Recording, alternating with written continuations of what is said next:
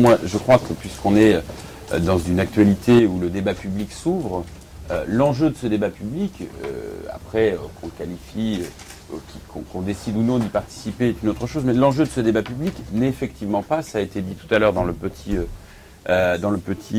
présentation, n'est pas cette EPR. L'enjeu d'un débat public aujourd'hui, ça devrait être quel est le bilan de la politique énergétique, du modèle énergétique et du nucléaire conduite depuis 40 ans dans ce pays.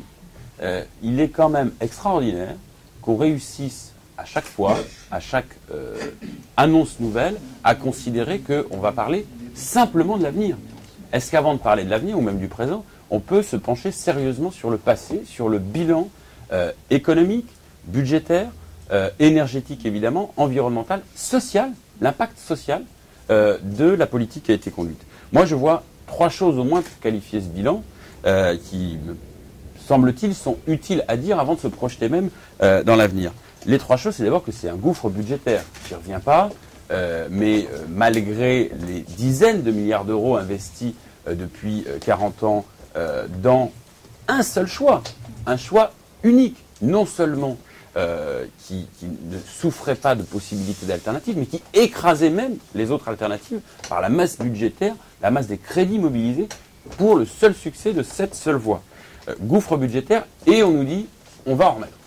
On va faire 4 milliards, 3 milliards d'abord à Flamanville, puis en fait 3 milliards 3, Didier l'a rappelé, etc. 4 milliards ici, ça sera demain 5 milliards, etc. C'est absolument fantastique de constater que sur une politique, sur une technologie dont on refuse de faire le bilan, et dans un contexte budgétaire par ailleurs extrêmement tendu, on nous le dit tous les jours, c'est extrêmement compliqué, c'est la crise, etc., on arrive quand même à mobiliser 4 milliards sans faire le bilan de ce qui s'est passé au préalable. 4 milliards, l'unité.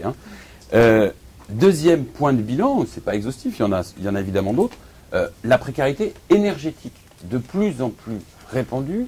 Moi, j'ai souvenir d'une phrase qui est parue il y a quelques semaines, quand Jean-Paul Delevoye, le médiateur de la République, a rendu son rapport de médiateur de la République. On en a beaucoup parlé.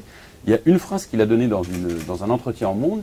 Il a dit « J'estime à 15 millions de personnes dans ce pays le nombre de gens pour lesquels les fins de mois se jouent entre 50 et 150 euros par mois. » 50 à 150 euros par mois, c'est la facture de l'énergie.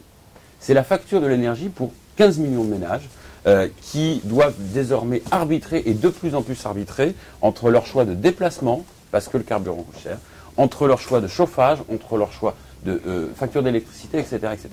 Et c'est bien ça aussi qui pose la question qui devrait être au centre du et des débats publics, pas savoir si on construit ici ou ailleurs un nouveau réacteur, mais la question de savoir quelle politique énergétique on veut, pour quelle utilité écologique et pour quelle utilité sociale. Manifestement, de ce point de vue-là, le nucléaire passe largement à côté de ses objectifs. Les 15 millions de personnes concernées par ces 50 ou 150 euros par mois sur lesquels se joue la fin du mois, les millions de personnes qui sont en situation de précarité énergétique, ce sont aussi des victimes de la politique nucléaire conduite depuis 40 ans. Parce que la politique nucléaire conduite depuis 40 ans, elle a eu, entre autres choses, pour conséquence d'équiper, de suréquiper de chauffage électrique le logement collectif. Le chauffage électrique, on sait ce que c'est, chacun le sait, dans des logements en plus particulièrement mal isolés, ça donne à la fin du mois des factures écrasantes. Et le dernier, parce que c'est quand même le dernier point, en tout cas pour aujourd'hui, le dernier point, parce que ça n'est quand même pas tout à fait mineur, c'est que malgré les moyens colossaux mobilisés sur cette politique-là, malgré les moyens colossaux mobilisés pour cette technologie, malgré qu'on nous explique qu'on fait ça et on ne pourra pas faire le reste, eh bien quand même, on est dans une situation où régulièrement quand même, c'est arrivé il y a quelques mois, c'est arrivé 2 ans plus tôt, on nous explique qu'il va falloir éteindre le radiateur à 18h30, pas faire la cuisine parce que sinon tout va sauter. Mais qu'est-ce que c'est que cette politique qui amène, en mobilisant autant de moyens, à un résultat aussi minable ? La réalité est quand même là. C'est-à-dire que les gens très sérieux, très compétents, très diplômés et très influents et très puissants qui ont porté, qui continuent de porter la politique énergétique en France sur le nucléaire, nous expliquent que, excusez-nous, mais on a quand même tout raté. C'est ça la réalité aujourd'hui dans ce pays. Alors manifestement, dans ce débat public à Penly, mais dans le combat qui continue sur le PR de Flamanville et sur la ligne THT, à chaque fois la question qui doit se poser, l'alternative, elle est très simple.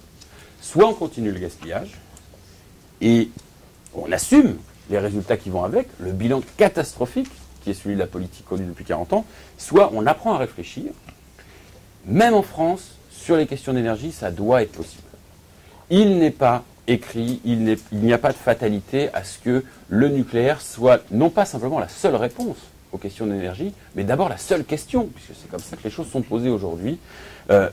Nous pensons que si on avait vraiment un vrai débat public, chiffre contre chiffre, projet contre projet, bilan contre bilan, eh bien effectivement, il y aurait dans ce pays une très large majorité de citoyens pour dire que ça suffit comme ça, on arrête un peu les bêtises. Qu'on nous donne ce débat public, pour l'instant, on estime qu'effectivement, il n'est pas au rendez-vous.